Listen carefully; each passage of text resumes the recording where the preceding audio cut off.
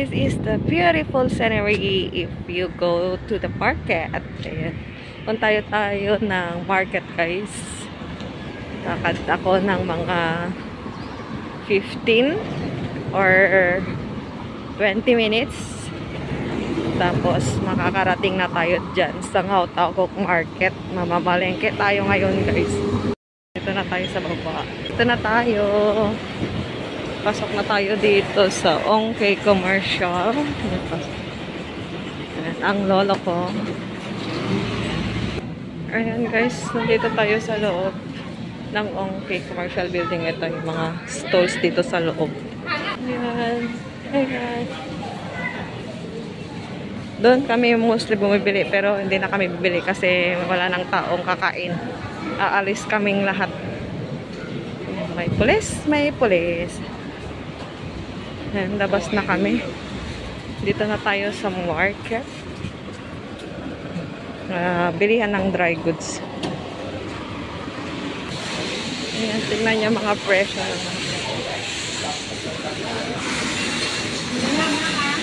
Presyo ng mga fruits dito.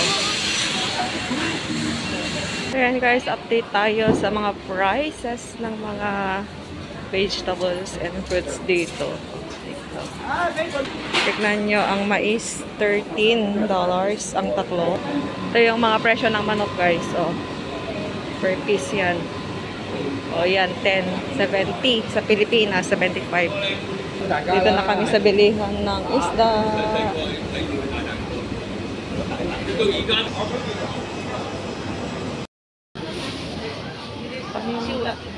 Nakabili na kami, guys. Hindi ko na napakita sa inyo kasi ayun, dami tayong hawak.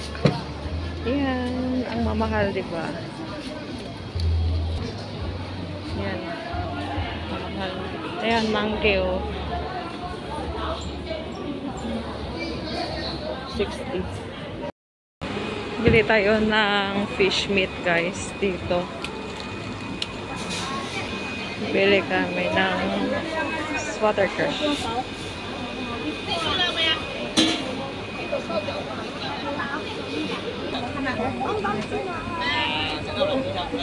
Lettuce 8.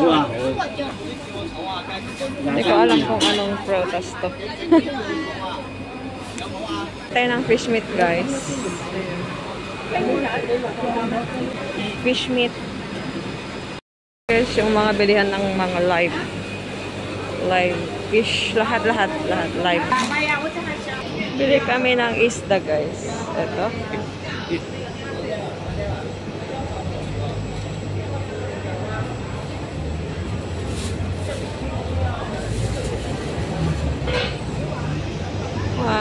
Isda. Ayan. Ayan, 20. Ito yung mga crabs.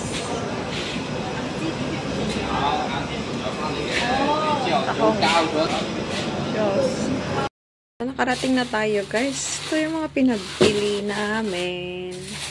Lettuce, choy-sam, tsaka broccoli, and potato, tsaka hair cucumber, and fish meat. Kasi ito lang lulutuin ko ngayong araw. Bukas meron na kaming stock dyan. So, thank you so much, guys, for watching. See you around. Bye-bye!